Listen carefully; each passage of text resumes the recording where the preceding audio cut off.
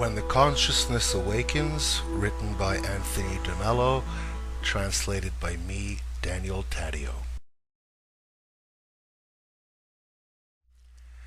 Most human beings are dazed. They simply ignore. They seem to have been born asleep. They live in permanent sleep mode, and they die before even noticing that they have been asleep all their lives. They simply never get the chance to experience the charm, the beauty, and the adventure of what we call existence. It's true. Awakening is an extremely painful thing, and most psychologists will tell you that people don't really want to get better, because what they want from a psychologist is a temporary fix. The process of deliverance is far too hard. As you're listening to this, ask yourself, what do you want from me? Am I going to help someone?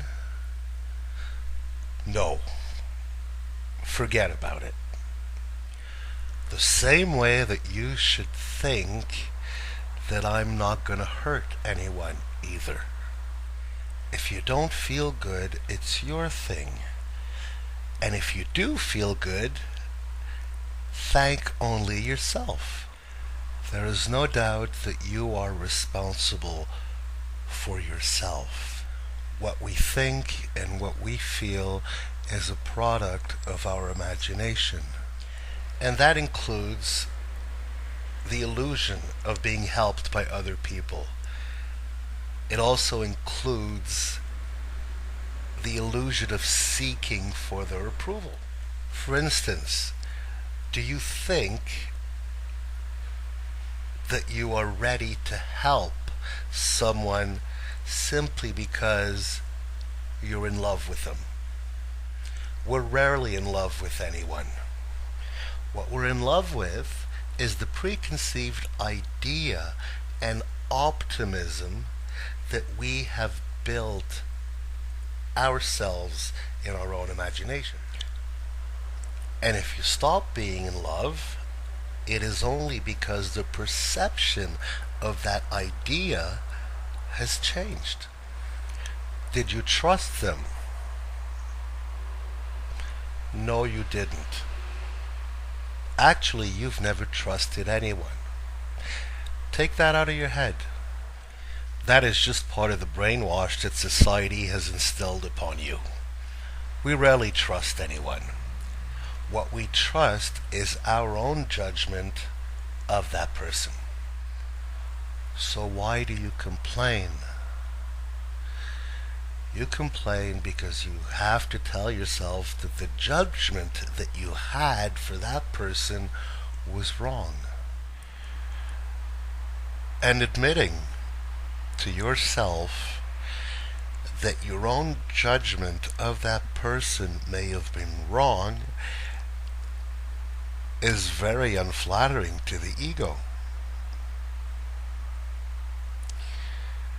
That is why blaming is so much easier. And that is why I say people don't really want to grow. People don't really want to change. Therefore, people don't really want to be happy.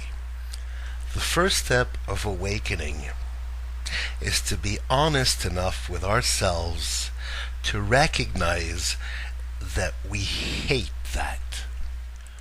We don't really want to be happy. In fact, we want tons of other things. But more precisely, we don't want a happiness that does not include conditions. We are ready to be happy as long as we have this or that, or we live there, or we're with that person. In other words, it is exactly like saying, I will not be happy unless I possess you. It's extremely important to understand that we cannot imagine happiness without these conditions. Imagine for a second if someone could show us how to love others properly, how to live in peace and harmony with ourselves and everyone around us. Is there something more concrete in this world? And still, there are people who believe strongly that business is more concrete, that politics are more concrete, or that science is more concrete.